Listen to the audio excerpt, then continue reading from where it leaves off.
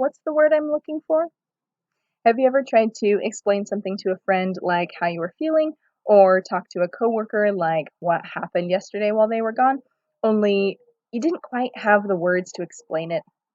That's what we're going to talk about today, how to fix that using vocabulary. Yay! So here's an example. I want to explain to my friend what this feeling is. So I say, hey friend, do you know that feeling when you just woke up and you're awake, kind of, but you're not fully ready for the day yet mentally? It's like you're still moving slowly, thinking kind of slowly, and it takes you a while before you finally snap out of it. And my friend says, oh yeah, you mean when you're groggy? Groggy. There's a word for that. So now my smart friend just knows more words than I do. And that's what makes her seem so smart. She has taken the time to encode thousands of big, complicated ideas and put them into itty bitty tiny little sounds so that she can communicate in one word what took me about 51 words. Can you imagine? So here's another example for the importance of words. I'm going to say it my way and then compare my words to the actual original quote. See if you can spot the difference. What makes me feel the best and brings me to the highest level of achievement, generally speaking, in all areas of my life, does not come from the fact that I never make mistakes, but it does come from the fact that I keep trying again and again, never giving up until I eventually succeed, despite how many mistakes I make along the way. Quote A. Okay, so it's a good idea, but its presentation is a bit lacking, right? You won't find that on a refrigerator magnet or a Pinterest board or something. It's just too long and complicated. So here's the original quote. The greatest glory in living lies not in never falling, but in rising every time we fall. Confucius. Can you see the difference between these two quotes? We expressed the same idea, but the second way was so much more precise and so much more impactful than the first way. Compare these two phrases. What makes me feel the best and brings me to the highest level of achievement, generally speaking, versus the greatest glory in living. So my reaction to the first quote is, oh yeah, good thought. My reaction to the second quote is, wow, I'm so inspired. This is amazing. So sometimes less is more. One more example for you. When you reach the end of your rope, tie a knot in it and hang on. President Roosevelt, Franklin D. Roosevelt. Probably. It might be a misattribution, but that's the best guess we've got for who said that. So here, FDR uses very simple, well-known words to explain a very complex concept, but he does it in a particular way. He could have said, remember kids, never give up. But he didn't, right? He used a metaphor. And he wasn't giving rock climbing advice, and thank goodness, because that would have been some truly terrible rock climbing advice. Instead, he was using the imagery of somebody dangling at the end of a rope and holding on to illustrate his main idea about what to do in desperate situations. I find that image inspiring, but I wouldn't know how to interpret it unless I had the right tools for the job. So this example shows us that it isn't always about using the longest, most complicated words to express ourselves, and it's not about using the shortest, pithiest words either. It's not about that. It's about using the most precise and impactful words to express our thoughts. And knowing more words is exactly what allows us to do that. These two quotes encourage me to show greater dedication and, oh, what's the word I'm looking for? It means when you keep rising every time you fall. Perseverance. There's a word for that.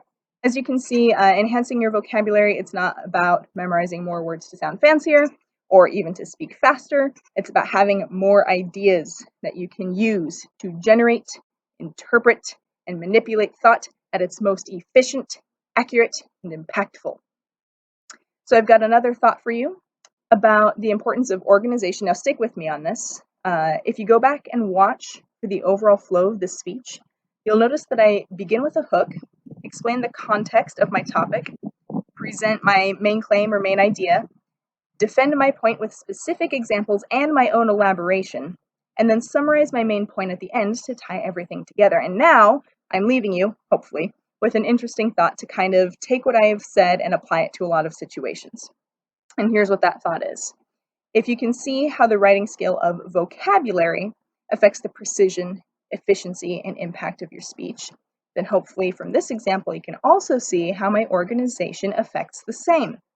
In fact, nearly all reading and writing skills have the same goal: to positively affect the precision, efficiency, and impact of how you communicate to others and how others can communicate to you. Now, before I go, I've got one more thing for you to do. Homework! I know, but it's how we learn. You only remember a tiny bit of what you see and hear. You remember a lot more of what you do.